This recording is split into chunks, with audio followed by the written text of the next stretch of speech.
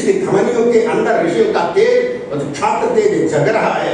छात्र तेज के साथ में ब्रह्म तेज है, वह भी जग रहा है। चारों शक्तियां, चतुर्णी शक्ति इसके अंदर जग रही है। और ये केवल एक भूखंड को लेकर नहीं हो रहा है, ये सारे विश्व को लेकर के हो रहा है। जितना जितना विज्ञान आगे बढ़ता चला जा रहा है, वो अपने घुटने टेक करके हमसे पूछ रहा है कि बिग बैंग के बियॉन्ड क्या है, सारी सृष्टि कैसे प्रकट हुई है। हमारी गीता को अपना रहा है, उपनिषद को अपना रहा है। हमारे यहाँ तक पूछना चाहते हैं कौन है जीवन मुक्त है, जिसने ब्रह्म तत्व का साक्षात्कार कर लिया है। इसलिए बंधु याद रखना, ईश्वर विषय हमारी अवधारणा ठीक होनी चाहिए।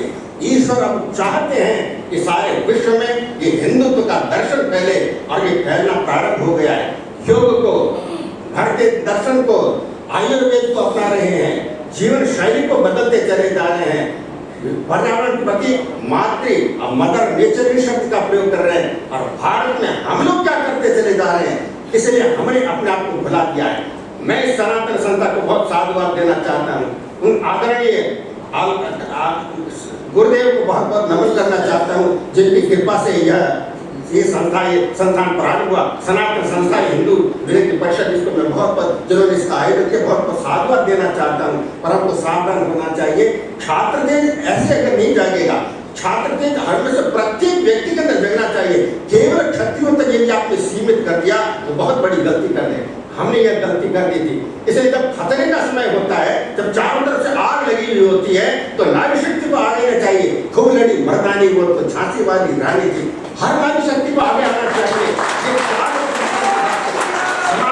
विभाजन की बात को छोड़ देना चाहिए। एक व्यवस्था थी, आज खतरा बहुत ज्यादा बढ़ा हुआ है। इसलिए इस खतरे को समझना, और इसलिए छात्र शक्ति जो रक्षा करती है क्षरण से, क्षति से, उसको छात्र शक्ति है। और आक्रमण करने वाले कौन है? और जब हमारा स्वयं का हाथ के ऊपर आक्रमण करने वाला हो, जब हमारे बीच के अंदर जैतून में भीड़ लगी रहे, हमारे बीच के अंदर धृतराष्ट्र अपनी सेना को लेकर खड़ा हुआ हो, तब हमको क्या करना चाहिए?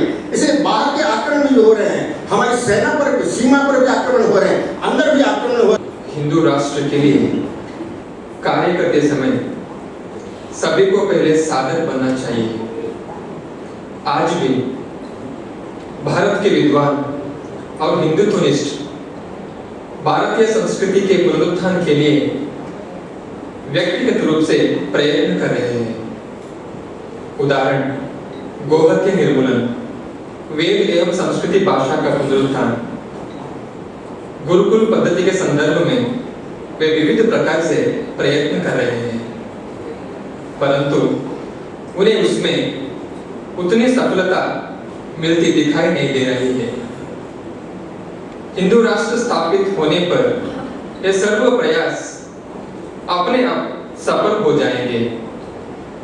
हिंदू राष्ट्र के उपरांत सर्वत्र शासन की व्यवस्था बन जाएगी और सर्वत्र रामराज्य समान वातावरण दिखाई देते रहेगी।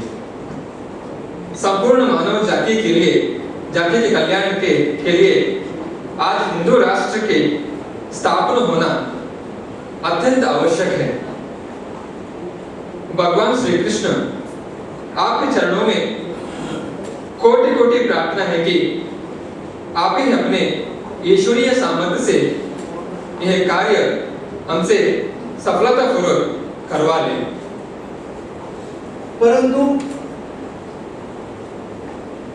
हिंदुओं के संगठन संख्या बल के अभाववश प्रभावी कार्य नहीं कर सकते। गोहत्या है, धर्मांतर है, लव जिहाद है, ये जो संकट है उन्हें हम हिंदू रोक नहीं सकते, क्योंकि हमारी संख्या कमी है, संख्या बल नहीं है। इसलिए यह संख्या बल हमें बढ़ाना चाहिए और इसी उद्देश्य से हमें अपने जिला स्तर पर, राज्य स्तर पर अधिवेशन का आयोजन करना आवश्यक है।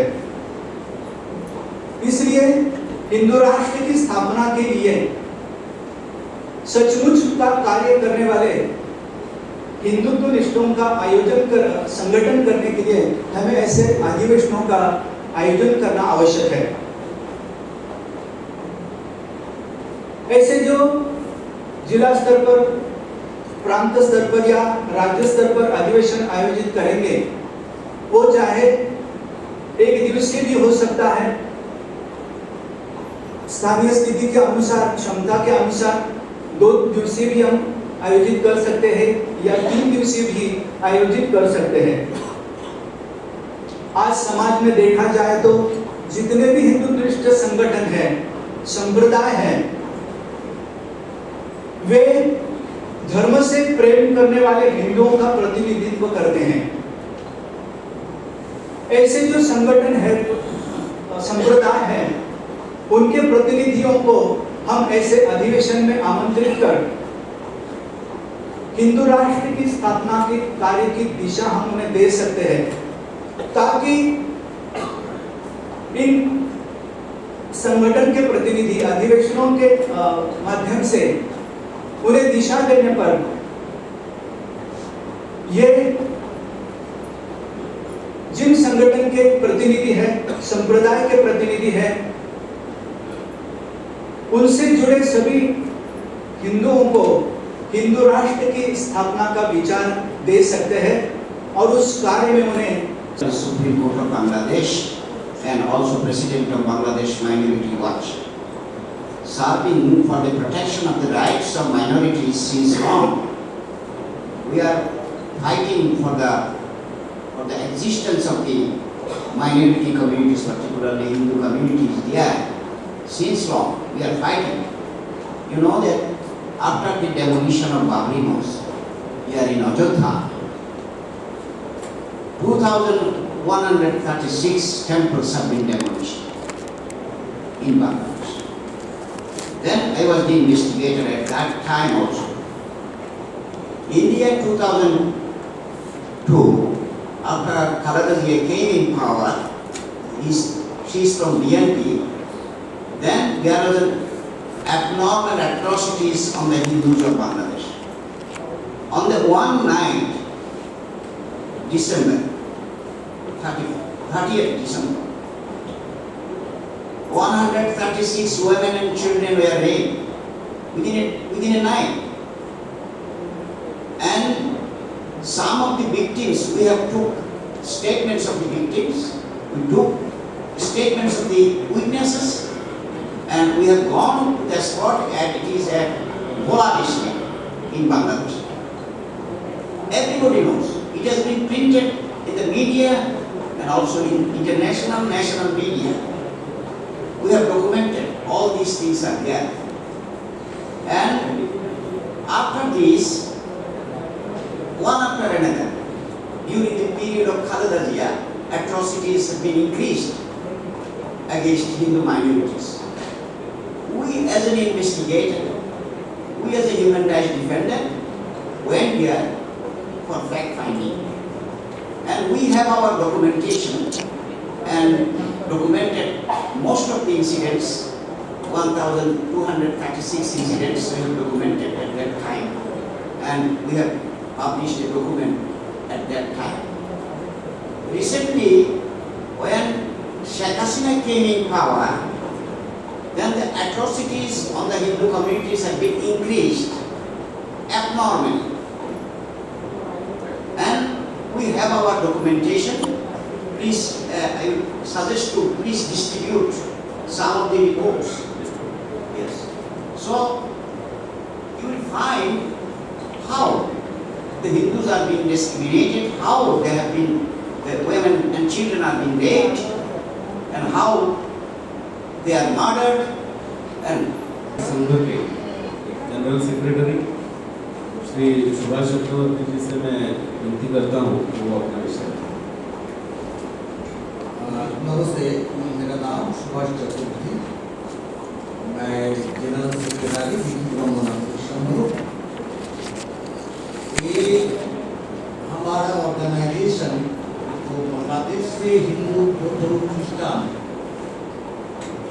ये तो माइनॉरिटी निकाल दिया जा रहा है, उसका मानवाधिकार के बारे में हम लोग बंगाल में मूवमेंट करते हैं। तो हमारा मन पहले देखिए बांग्लादेश में जो हो रही है ये कोई पुराना बात नहीं है। खुदा का जो पॉलिटिकल पार्टी संख्यागरिष्ठ संप्रदाय जो मुस्लिम है, हिंदू के ऊपर अत्याचार करना ये लोग का आदत हो गया। ये चल रहा, चलते ही रहे, ये बंद कभी नहीं होगा। बंद हो सकता है जहाँ पर आंतरिकता का साथ ऑल पॉलिटिकल पार्टी बांग्लादेश में मूवमेंट कर लेते तो ये बंद हो सकता है। ये कोई पार्टी नहीं करेगी। तो हमारा पहले मांग है जो भारत सरकार, इंडिया गवर्नमेंट कूटनैतिक स्तर पर इसका बांग्लादेश गवर्नमेंट के साथ बात करके ये अत्याचार अभी बंद करना चाहिए। वो नंबर हमारा जो मांग है,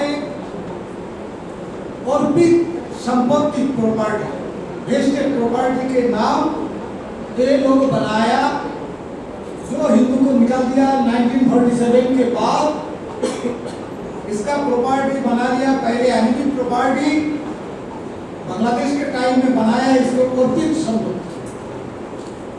इसको कोई आदमी, कोई ओनर आज तक अर्पित नहीं किया। ये अर्पित संपत्ति नहीं हो सकता। ये संपत्ति को प्रवासी संपत्ति बनाना चाहिए। चाहे कोई हिंदू अपना ख्याल से, खुशी से इंडिया नहीं आया, ये लोग को सबको निकाल दिया बांग्लादेश का। श्री अनिल धीर जी, मैं विनती करता हूँ कि अपना विषय। नमस्कार, I am Anil Dheer. I am the National Secretary of the Bharat Raksha Manch.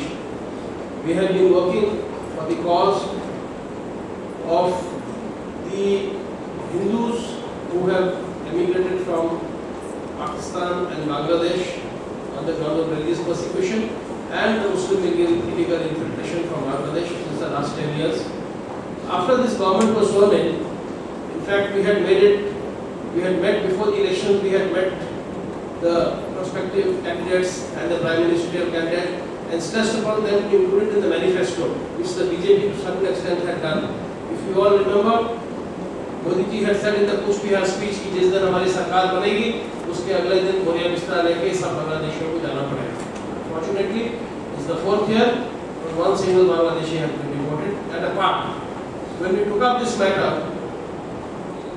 we followed it up with the PIL, the Supreme Court in 2015. In 2015, the Solicitor General Mutulu Rohat Bhagi gave an assurance to the Supreme Court that the government is seized of the matter and they are going to do something about it. Gentlemen, you heard my two previous speakers, one and both of them have been working for years, one in Bangladesh and one in Bengal. But what I tell you was for the first time, the government, because these are governed by 3 laws. We are not signatories of any convention for refugees. In fact, in 1957, the UNA Convention on Refugees was not signed by India. We have no refugee policy. But they are governed by 3 laws: the Passport Act, the Foreigners Act, and the Citizenship Act. So the government introduced a bill for the amendment of the Citizenship Act, which is called the Amendment Bill of 2016. But looking at the sensitivity and the gravity, instead of just putting it in Parliament, they gave it to a joint parliamentary committee, asking them to submit a report in 6 months. The joint parliamentary committee went all over quite a few states. They couldn't cover all. The bill basically stated, the amendment which we wanted was that Hindus, Sikhs, Buddhists, Jains, Parsis and Christians in Bangladesh, Pakistan and Afghanistan should be given asylum, should be given long-term visas, should be given refugee status and subsequently citizenship within 5 years. But after this JPC went all over and met, you know how the JPC, they meet the legislators, they meet the MLAs, they meet different bodies. They got suggestions that when India is a secular country and you talk of a very secular structure, we cannot isolate religious persecutions. They wanted the Rohingyas of Burma to be included.